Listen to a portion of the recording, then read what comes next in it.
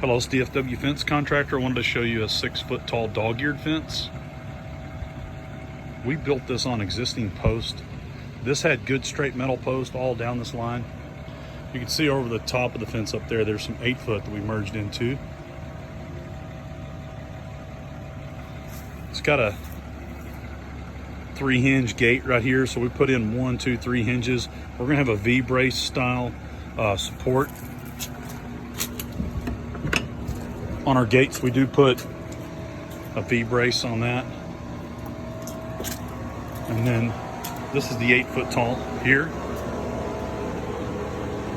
So this one does not have a top cap or trim, so you can build like this, just dog-eared. It does have a footer board down, a footing board along the bottom.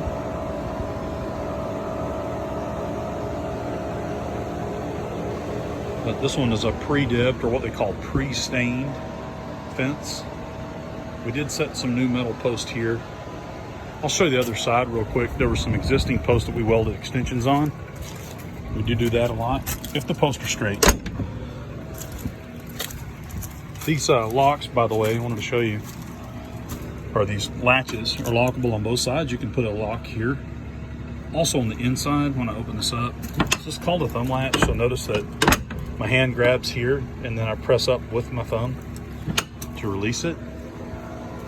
On our gates, we do go ahead and supply our latches with an extra locking capability on the inside. So you can put a lock on the inside of your gate also.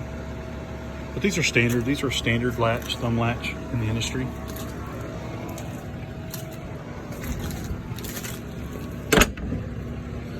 And then this is the other side.